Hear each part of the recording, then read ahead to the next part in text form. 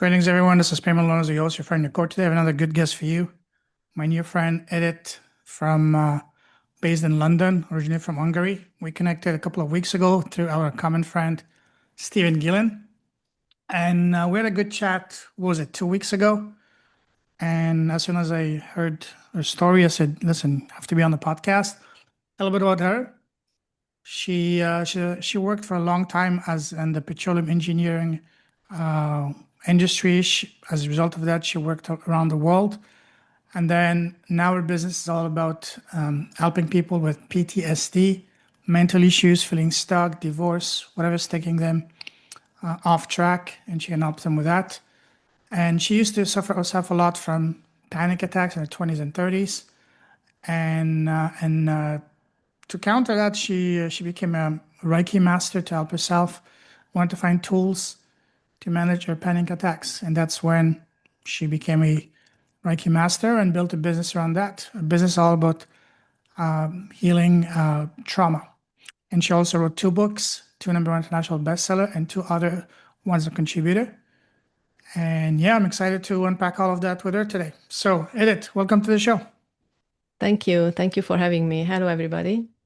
Welcome, welcome. So tell us, for people who don't know you, over and beyond that, we're going to talk about your business. Who's Edith, first and foremost, as a woman, as a human being? Not your business, as a person. It's an interesting thing. I always believe that I am a powerhouse. I believe that I'm a magician. And because I am never alone, it's not me only. I am connected on a conscious level. I am connected with everybody and with the source. So I have access to all of those energies and informations and tools. So is never who I am, is never who I have access to or what I have access to. And that makes me who I am. So people who feels not good enough or unworthy, they don't have that access to their higher self or to their other, like to their multidimensional existence, you know? So since I actually have that access, that's what made me who I am today. And then that's what I believe this gave me the strength and confidence to become the healer, the mentor, to support others. Awesome, awesome. We'll unpack that in a moment. But first, I'd like to ask you a series of rapid fire questions to further get to know you as a person. Ready? Yes. What makes you happy as a person? Anything can make me happy. It's my perspective. Like I can be happy eating my favorite ice cream. I can be happy spending time with my daughter. I can be happy after a session when I see my clients brighten up face, their happiness. Yeah, I can be happy when I'm just sunbathing. There are so many things that can make me happy. Okay. What makes you smile? For smile, that's an interesting thing. Because I'm from Eastern Europe, people don't really smile there, right? We only smile when we hear something which is really funny or stuff like that. So I grew up without smiling. And actually, there is one chapter in one of my book which is talking about smiling. So when I was in my 20s, oh, no, I was 19. I was sent to a hostess school. What does it mean? Being a hostess is like being a helper on a business event, like helping people in a concert, guiding them to their rows, seats, whatever. So I went to this training. And then as a result of the training, we had to go on a practical, 2 weeks practice being on a concert. And they told us, anytime anybody approaching you, you need to smile. So literally for 2 weeks, every day from 5 p.m. till 10 p.m., I had to smile for no reason, right? Just because I had to. After 2 weeks, that smile stayed with me. So anytime anybody approaching me, I put on a smile because it became a subconscious programming. And I'm so grateful for that because it's changed my whole life since. I love that. That's a great way to smile again. For me, smiling is something that I cannot live without. Smiling is the and laughing is the best medicine in the world. I make it a point to watch things that make me laugh at least half an hour to an hour a day. no matter what. I have to do it because laughing is the greatest, biggest medicine in the world. Actually, I saw a podcast a while ago from a doctor that said if every doctor in the world were to prescribe 1 hour or even 30 minutes of mandatory laughing within 30 days, 99% of most ailments would go away because the number one reason behind most sicknesses is what? Stress. And when you're smiling, you cannot be stressed and laughing. So love that. Awesome. Now, I just want to add one more thing. When I sure. had the trainings with my mentor, we had laughing exercise, which means we had to Oh, force laughing. Actually, he was started laughing and he forced us like, okay, just laugh, without no reason, right? So then when your body get into laughing, it's just continue laughing. It's contagious, actually. Yeah. absolutely. Absolutely. Now, what makes you come alive? What sets your soul on fire? Helping others. I think it's also coming from my Cancerian energy. It's just like I just realized more and more recently that I am the happiest when I actually contribute. This is also one of the six human needs, certainty, uncertainty, growth, connection, feeling, how you call it, significant, and then the contribution, the six human needs. And then I just realized that that's when I'm happy, when I see that people actually getting results due to my help, or getting any, it's contribution, but it could be anything, like just helping someone to figure out something, or helping someone. It's not always about the healing or what I do for clients, but in any kind of contribution, it's just makes me happy. It just brings me alive. Yeah. Good. Like that. Now, on the other side of the spectrum, what makes you sad and angry? That made you laugh. Yeah, what makes me sad and angry? When I see people overthinking or not realizing that, it's like you can bring the horse to the water, but you can't make them drink. And seeing those horses by the water and not drinking, that can sometimes frustrate me. But of course, I learned to accept. And then what I do now is just I go where the horses are already drinking. Love that. Love that. Love that. Now, what scares you? Hmm. I don't. So for me, the fear is can be two kinds. One is when is mental, and one is when physical. Like for example, bungee jumping or swimming with sharks, or all those things. I never been an adrenaline junkie in that way. I never wanted to jeopardize my physical well-being, like jumping off a plane. Or I've done scuba diving, so I done that, and I heard that it's an extreme sport, and yeah, I've done scuba diving course, and then I have that. But when I got my children, when I got pregnant and I had my children, since then I never did scuba diving again because my physical state is really important for me. So one of my fear or scare is like, I don't want to get into an accident, or I don't want to jeopardize, I wouldn't go for a hike in a mountain top, or, like Himalaya or whatever, just to prove myself, or, oh, I can climb the Himalayan. No, I want to live, if there is a risk of dying of stupidity like that, no. So that's one kind of fear. But other ways like making decisions or getting into like bold situations, or I don't really feel fear in that side, because I always feel like it's somehow I'm guided, it's an intuitive like path, and then I'm protected energetically or spiritually, and then I kind of I don't feel fear on that way. I'm with you. I don't take any crazy risks, especially when something bad happens. I'm with you completely.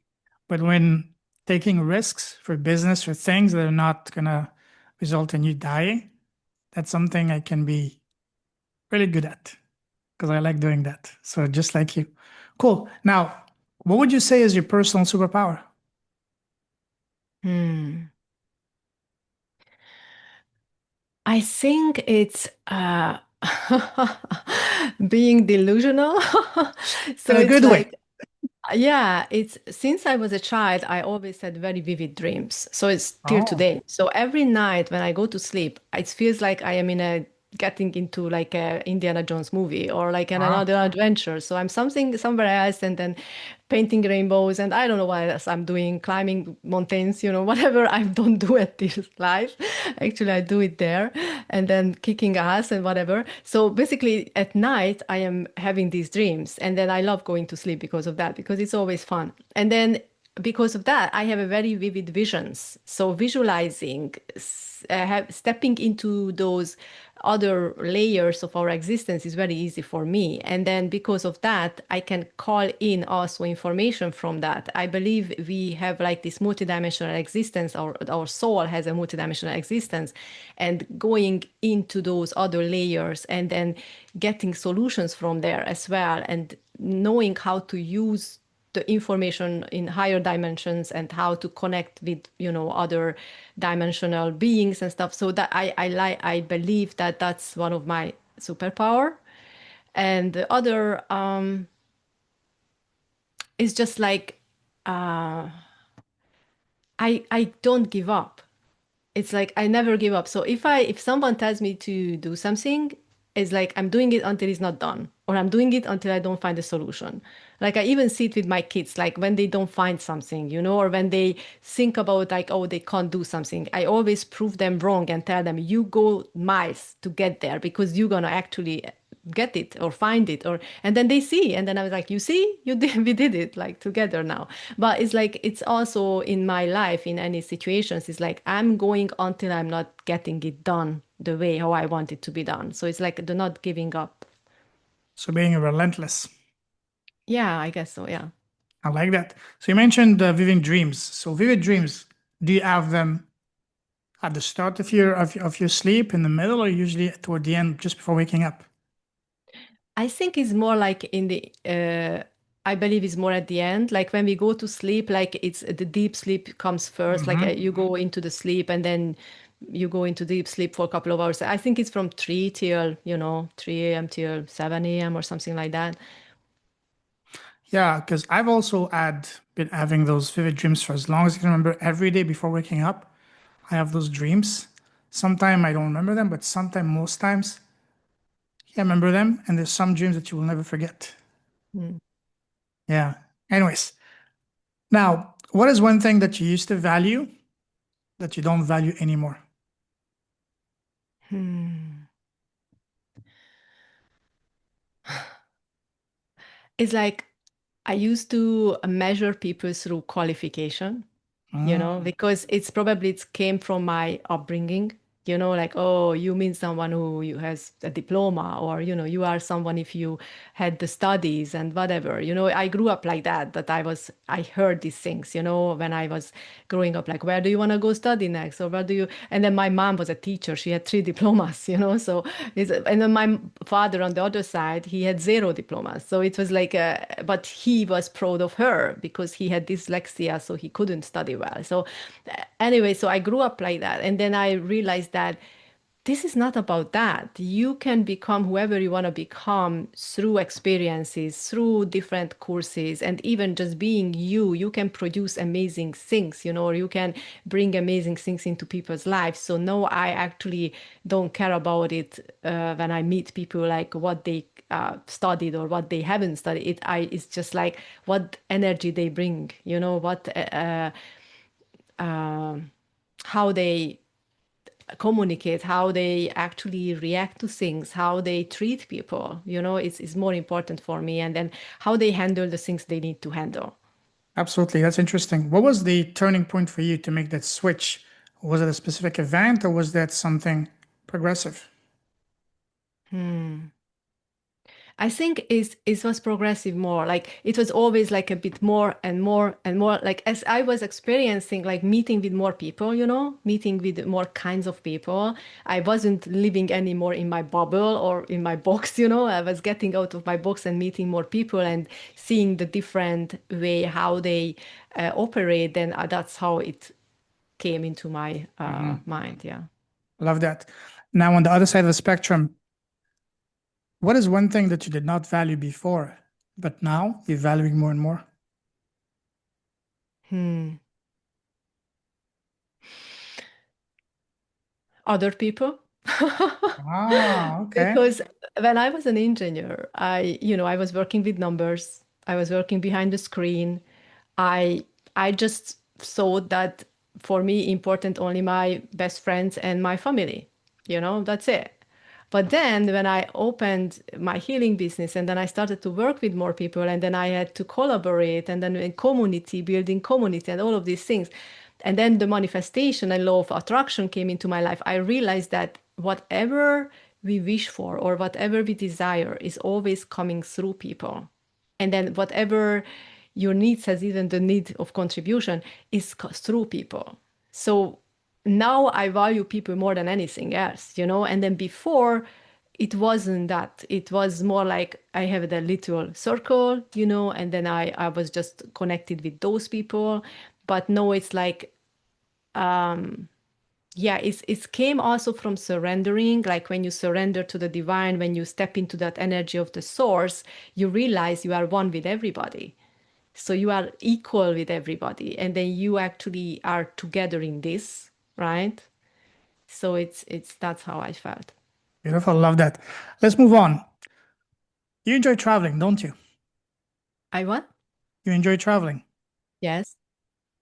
We can do an entire episode on that, but we'll do that another time. I'd like to take you down a different type of traveling, down memory line. Go back to when you were growing up as a little girl.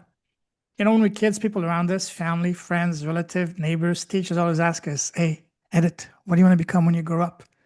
What was your answer Hmm. to that as a little girl? You know, because I always looked, even my husband told me, I have a particular way of looking up to mentors. Like when I have a teacher or mentor, I look up to them as a role model. So when I was a child and then I was playing violin, I wanted to be a violin teacher because I looked up to my teacher. And then I was, envy her or not envy her, like looked up to her and they was like, oh, I wish I could be like her. And then when I was studying German, I wanted to be a German teacher. It was like that when I was a little girl. But then when I was a teenager, that was all like I'm becoming the one who's more like, I want to travel. So I want to be a travel agent, or I Ah, want to be a geologist, or I want to be, that was how it. so it changes all the time. Yeah. Mm. Okay. Growing up, what was your relationship with school? Did you love school or did you hate school? I hate school. I was one of the best students in class. I was always in the top of my class, but I hated the homeworks. I hated that I need to speak up because I was introvert. I hated the Ah, bullies. I was also overweight, so I hated gym. Yeah, so it's like no. what was your favorite subject in school? My favorite Yeah. history and Why? geography, these two. Which part of history did you like most? Oh, I love the ancient mythologies, Egypt. I also loved like big leaders like Mm. Napoleon or like Mhm. Louis XIV and these Yeah, big yeah, leaders. yeah. They also and I was always wanted to give a presentation, to the teacher and to the class about these big events, in history. I really loved history. Yeah. Beautiful, beautiful, beautiful. Now, what kind of student were you back then?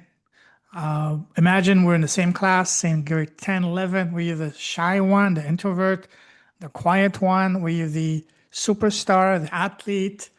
Or were you more like the joker of the class? What kind of student or what kind of girl were you? Yeah, it's interesting because being the smartest kid in class and then kind of the other kids were looking up to me, but I was shy and introvert at the same time. It was a bit of controversial.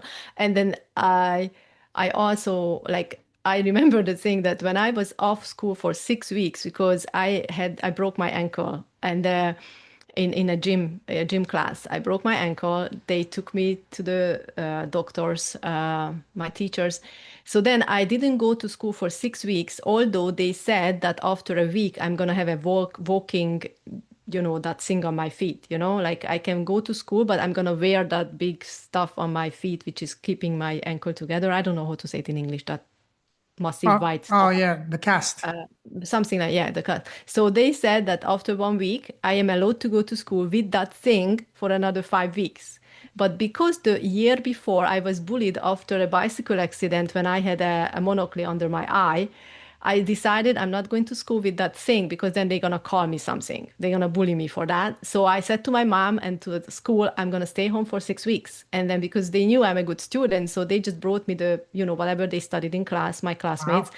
And then I was just studying at home for 6 weeks. After this thing came off my leg, then I went back to school. Guess what? I went back to school. It was like an exam time, and everybody was asking me for the answers at class, although I wasn't even there for 6 weeks, but they were sure I know it.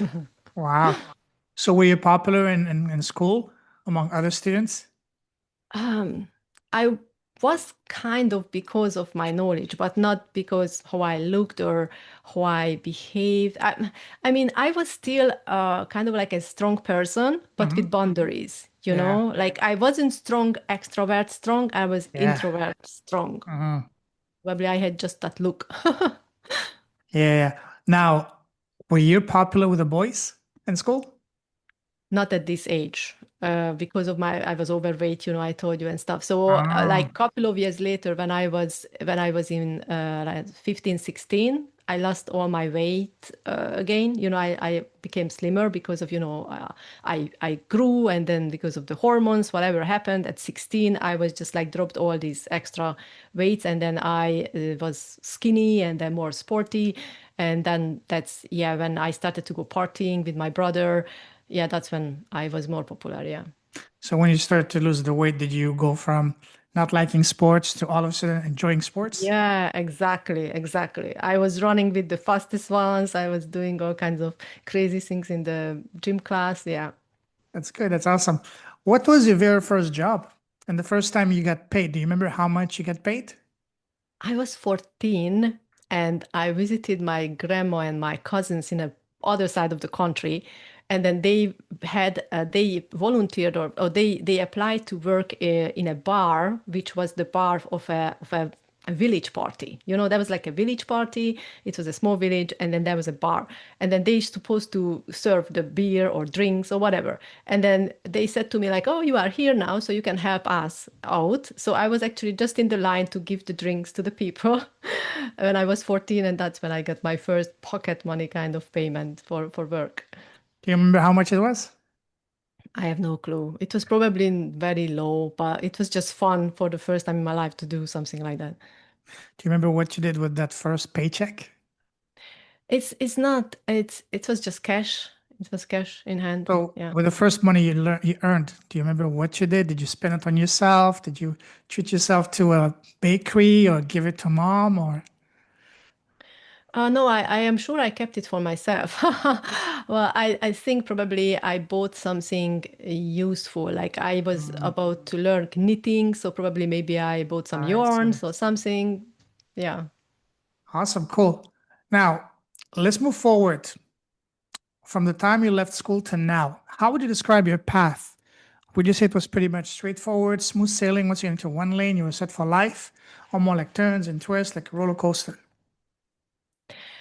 In my 20s, because of I always loved traveling and I always loved, exploring, I couldn't even take the university years at once. I couldn't digest it at once. So after the first year, so I started in college first, in a finance and account college, Hmm.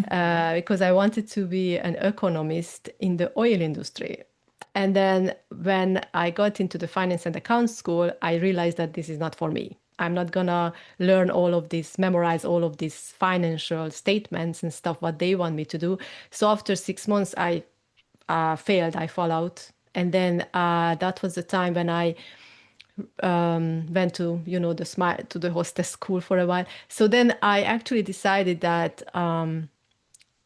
I want to work on a cruise ship, and then for a while, and then in the cruise ship they wanted me to get some practice in a hotel as a cleaner, So I went to a five-star hotel, did some cleaning, and then after I went back to them and I said, because it was a German cruise ship, it's a German river cruise ship. And then I went back to them and said, oh, I did the practice of cleaning, so now I can actually go to work for you. And then they said, oh, we changed the terms. You need to speak English as well. And in that time, I was 19 and I didn't speak English. I speak German. I studied Russian, in Hungary. So I didn't speak English. So I just maybe a very small.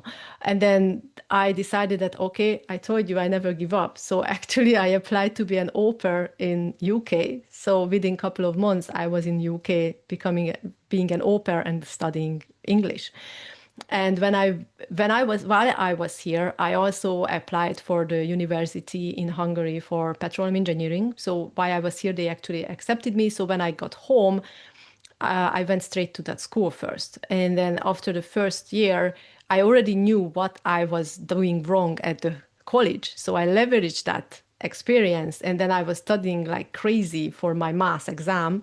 And guess what? My math exam was so outstanding compared to the whole class that the dean asked me, like, what's going on? Why do you think everybody is failing and having shitty notes, why you grades, why you are actually getting the top grade? And then I told them, like, okay, I studied more. I came from another school where I already learned some of these topics. And then because I am very committed to these studies, I really want to make it happen. So basically, after this 1 year, I still at the summer, what's happening after first year of my university at summer, I was again opening up the newspaper. There was no internet back then.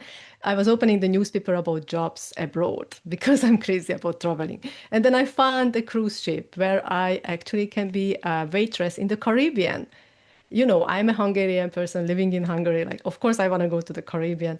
And then we needed to get some money to get there. And my parents sold a field, what they just inherited, a land for me to get there to that cruise ship to work. And then I was applying. I was accepted after the interview. So I went to the cruise ship and then I spoke English. And then I was like, no, I speak English. I'm not going to go to a river boat on Germany if I can go to the Caribbean, right?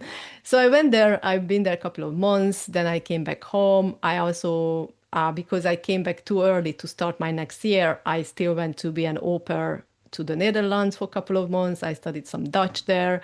Then I came back and then I continued my study at the university. And then why I actually was able to do 3 years without any break, because I started to work with an international organization for student exchange. And I became the leader of it because as an exchange coordinator, I made the most exchange at that in the country. So I received an award because I paid more attention to getting exchange students into place than my studies, obviously. So what happened, I became the leader of that community, of that organization at my university.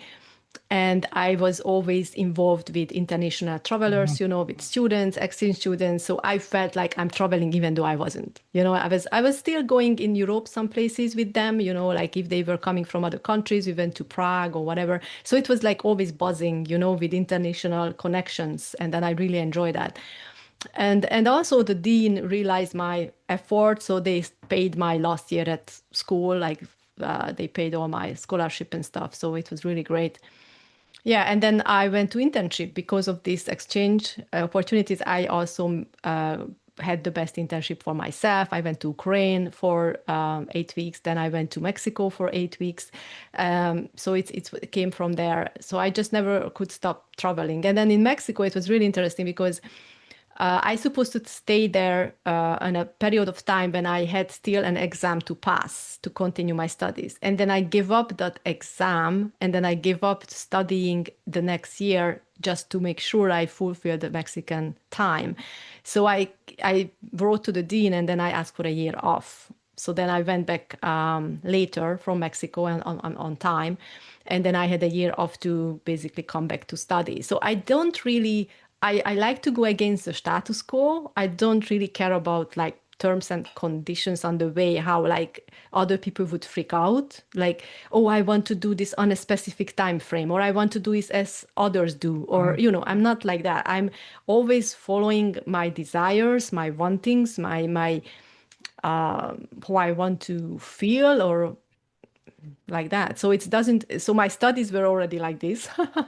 And then when I get into the job, my first position was at Schlumberger, which is an oil field company, and then we had to work on the oil field, which means going Mm-hmm. out to rigs, and stuff. So I love this boot camp style situation, and then I love working with men. I like how they think. I'm also very masculine in my mind, in my thinking methods. Like I'm very analytical, so I feel comfortable around men. So I really enjoyed that for 2 years. Then I realized that it's actually too much on my body because we sometimes work many long hours, night shift, stuff like that. Oh, And then yes. it wasn't good after all for a long period of time. So after 2 years, I decided to move into office work. And then that's when I went into office work. And then that's when after I had my family, and stuff like that. Beautiful. What a journey. What a journey. Awesome. Now, there's a saying that says, change your story, change your life. Meaning, Mm. especially change the story we tell ourselves in our head all day long internally to change our reality externally. So when you were at your lowest in your life, how did you change your story internally to change your reality externally? Hmm. So when I was in my lowest, it was always because of, my panic attacks, or maybe when I had my depression. I had depression after I was finishing the oil field services. When I was working at oil field services, and it was very stressful and very.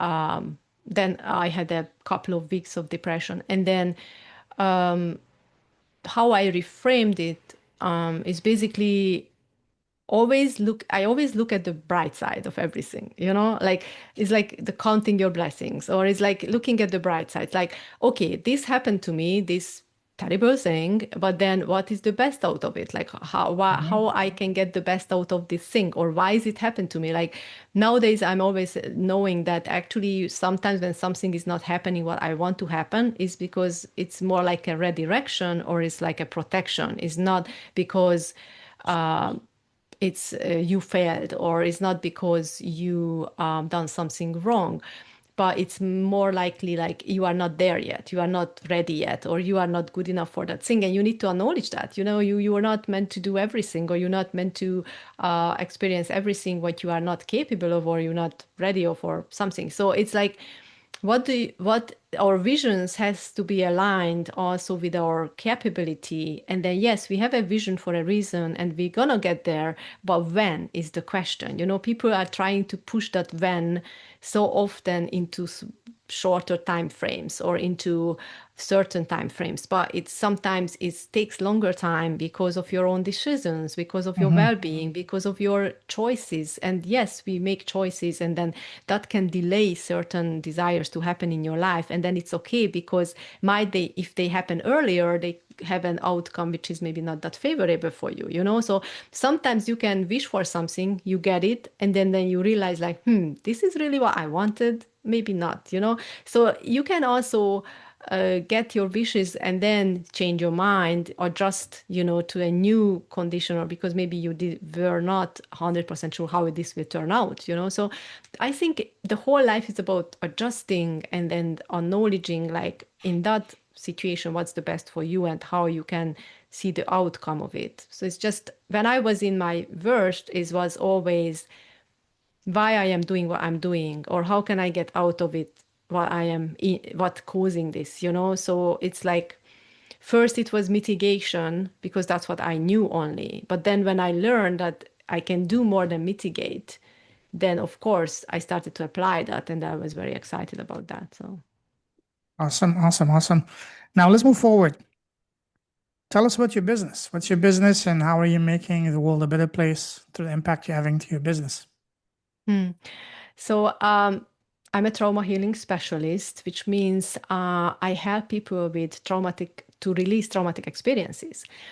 It can, you sometimes don't even know or don't remember your traumas. You just feel that you are stuck. You just feel that you are always angry, or you always reactive in situations. You ruining your relationships. You ruining your life with addiction. Or all of these things. These are kind of like response or reactions because you have a deeper things to heal. some people having flashbacks, some people know exactly what went wrong or what happened to them to feeling that way, like a grief or divorce or childhood trauma. And they carry that with them for decades. And how I help them is that when I learned about karma yoga healing, I realized that it has a tool which called source memory healing. And in source memory healing, we go into the unconscious mind, we have access to the unconscious mind, and we go into the buried traumatic experiences and we release them and heal them from your multidimensional existence. So it's not a conscious digging tool, like, oh, do you remember what happened? Or guessing game, or can you forgive? It's not like that. It's like, is a deep healing when you actually go into those deep layers and then we release it from your multidimensional. So it's very deep, it's cellular healing, it's affecting your whole family, your soul family. Is if you take the responsibility for your own healing, it's gonna reflect to your whole family tree. How did you get into that? I mean, The funny thing was that actually I that point I wasn't searching anymore. It was at the exact point when I already left my 9 to 5. I already lost 20 kilos. I already felt amazing. I was doing wow. contracting job. I had a lot of time for my kids. So I felt like I got it figured out. And then I was already a Reiki master. So I was like, oh, I figured it out. Oh, I'm feeling great. My life is amazing. And then someone invited me to this event and said, oh, we need someone who speaks English and Hungarian to help us to translate the mentor. And I was like, okay, I can go. I have time. So I went there. And then, first of all, I couldn't translate him because I didn't know the vocabulary of science of consciousness and in Hungarian and then in English. And then I didn't know. And then his accent was really strong, Indian accent. So I just couldn't do it. And then the ladies who invited me, they knew everything. So they was like, okay, no worries, we're gonna do then the translation, and then you can translate the booklets, the workbooks. So I still got something to do. They gave me the workbooks to translate. But I was there sitting through a meditation and a part of the workshop. So I sit through the samadhi meditation when you actually activate your pineal gland, you get into theta brainwaves, you start producing all the necessary hormones, oxytocin, melatonin, serotonin, growth hormone within like 20 minutes. So I did that. And then I sat through his mindfulness training when he talked about karma action. Karma is action, consequences of your actions. What is mindfulness? That you actually control your mind. And then you make sure you think positive things. You don't assume what negative stuff is coming, or you don't ruin your life with your own thought patterns. You don't trigger yourself with your thought patterns. There are so many things what can trigger you from your environment, but sometimes you're triggering yourself just having assumptions, right?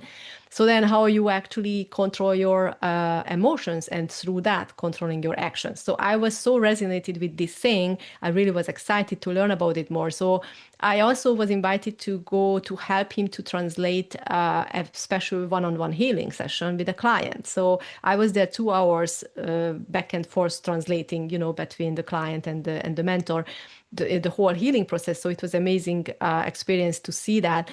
So eventually I decided to join the course later time in another month, and do the basic and advanced course with him about karma yoga healing and became a practitioner. And later I also went on other trainings with him, manifestation, ancestral healing, retreat in Shiva retreat in India. So I spent like 2 years learning from him and mastering these tools, because already like within a couple of months, I realized how it's changing my life. Synchronicities started flooding in, serendipity started happening, vision came stronger. Also, I started to heal my body from certain issues, even physical illnesses, and then how the results started to come in, it was insane. So I was like, oh my God, I need to show this to others. I need to help others with this because this is so amazing, so powerful. And I was like struggling with things for years. And now this tool can actually help me after one session. So that's how I got really excited about this. Beautiful. Love that. Love that. Awesome. Wow, it's amazing. Wow. Wow. Now tell us about your current offer. So it's called 30 Days PTSD to Peace Intensive. So why is it 30 days? I used to have 8 weeks mentorship or 8 weeks healings for one-on-one client, one-on-one support. But I realized that already after 4 weeks, they are smiling, they are happy, they already empowered and encouraged, and they already made their mind up, and then they know what they want to do with their life. So when they come to me, they were stuck. When they come to me, they were desperate or, feeling depressed or having, all kinds of issues, panic attacks. And within 30 days, I already realized that they are really great in a great space. So then I was like, why to be with them for 8 weeks when we get the results in 30 days? So I wanted to make people realize that you don't need to sit in speaking therapy for years. You can actually get your life back in 30 days. Amazing, amazing. Who's a person that you can help the most? Who wants to change, who wants that change, and who actually invest that 30 days in themselves, which means 2 hours per week with me on a one-on-one session, 20 minutes a day to meditate. That's what it takes. And then having the belief that, yeah, it's happening, it's happening. So it's when they overthinking, when they skeptical, when they are unsure, it's not gonna work. It's like, because you are not on that space. But when you feel like, okay, I want to really try this, and then I believe this is gonna help me because I know all the testimonials, how many people I helped already. So then they come with the mindset of, yeah, I'm really believe in this tool, and let's do this. Then, yeah, those kind of people who I want to work with, who's actually ready to change their life, because your life is going to change. My some of my clients, I can say, one of my clients, she came to me, she was really down, depressed, and then she really felt stuck in life, unhappy. She were in that era like, meh. She's just, and then she was also scared because she just got a report from the doctor that might she's having cancer. It wasn't sure. It was the first, it's the first test. So she was scared, and then she knew me for years, but this was like the point when she said, okay, I need help, right? So she came to me, and we went through the 30 days. And then after the 30 days, like within weeks, I started to see her popping up everywhere on social media.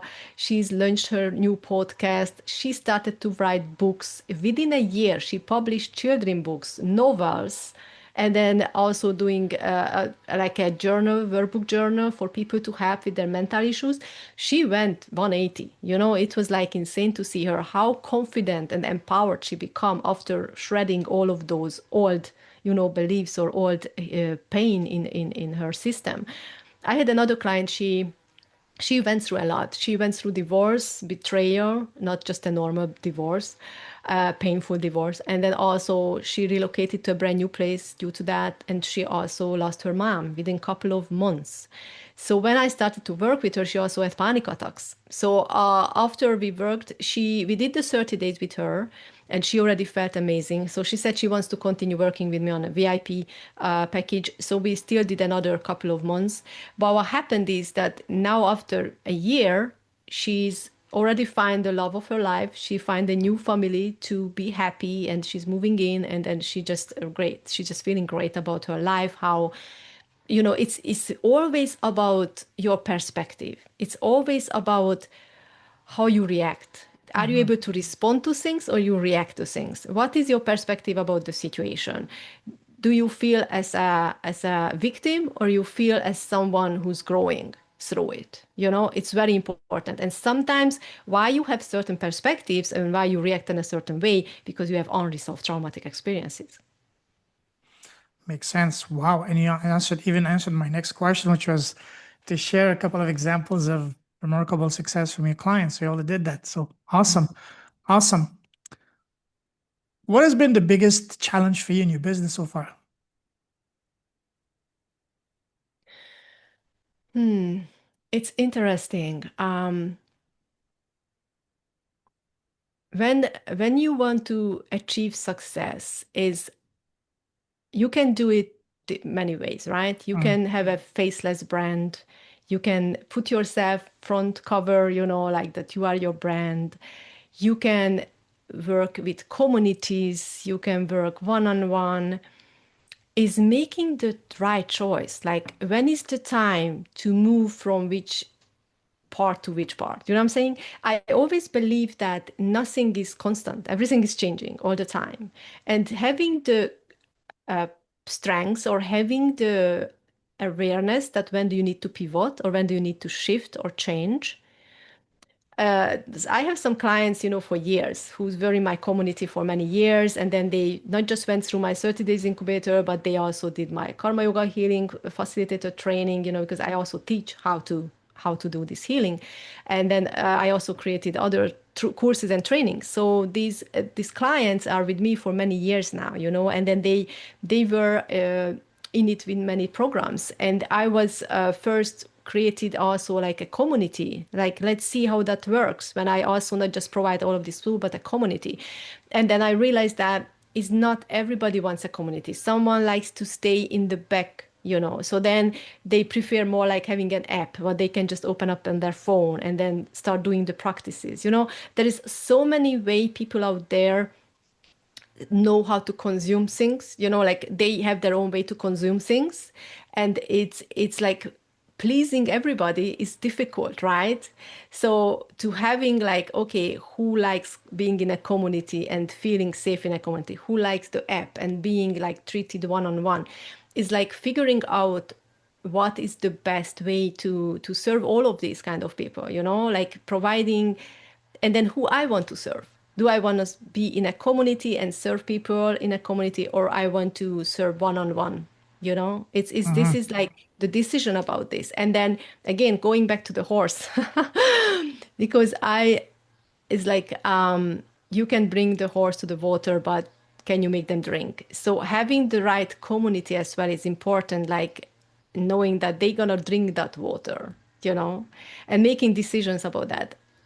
So one of my best decisions for in my business, when I was working with influencers, who already build their community, they build their name, and then working with them, it was an instant trust there already. So if someone is struggling in their business, if someone is trying to make a brand for themselves and is not happening, I really encourage them to look into collaborations. It's a really great thing to do. And then now it's more and more encouraged in the Pluto moved into Aquarius energy in astrology. So Pluto moved into Aquarius, which is in the next 20 years, which is requires collaborations, which is requires working in teams, which requires also technology. So using technology and being a people person, collaborate instead of dominate, is I think is really the direction we need to go.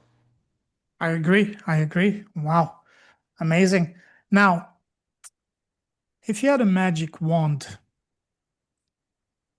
where in your business would you fix that most painful challenge that you're currently facing in your business right now?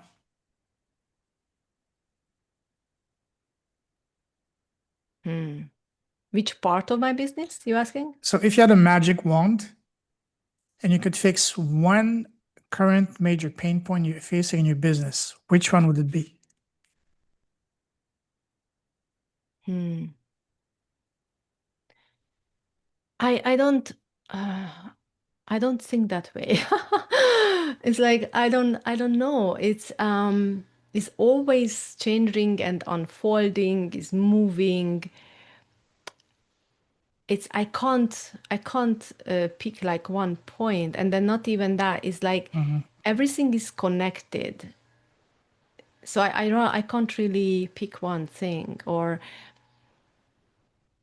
it's unfolding always itself. So I think the magic is already happening. So that's why I can't answer this. Beautiful. Love that. Awesome.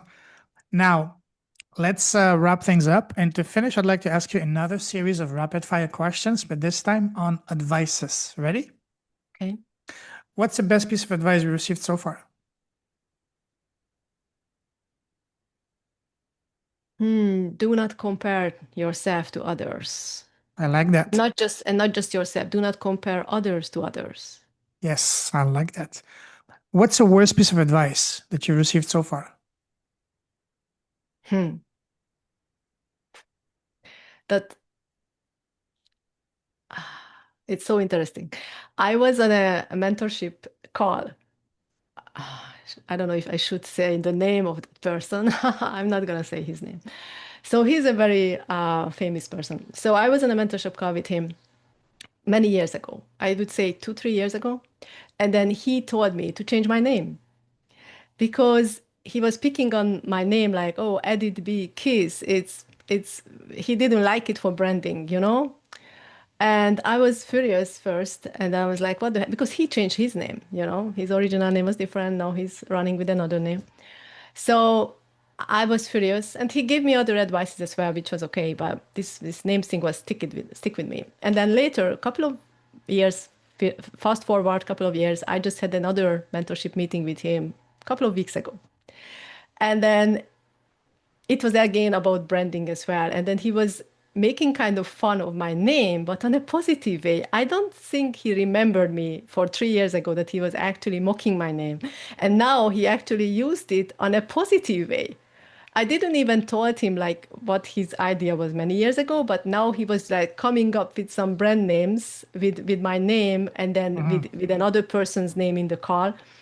And I was just smiling in myself. And then when I meet with people, yeah, I was thinking like last year to change my name. I was like, what if I change my name? Because it's sometimes this kiss, you know, it can have different meanings. And Sure. I was like, what if I don't have kiss? What if I'm Smith or whatever, you know? So, but I got so many negative situations happening to me when I was planning to do that, which was like came from different directions that I had to stop the whole thinking pattern about changing my name. And then basically I decided, okay, I'm keeping my name as it is, and then it's fine. And then it's just, yeah, I think and then there was other mentors who said my name is awesome, you know, and then they would even wish for a name like mine. So I think the worst was when he said that the first time that I need to change my name. Okay, okay. Now, imagine that you're blessed with a time machine and you can go back in time and sit face to face with the 18-year-old Edith. What's your 18. num- yes, what's your number one piece of advice you would give to her knowing all that you know now?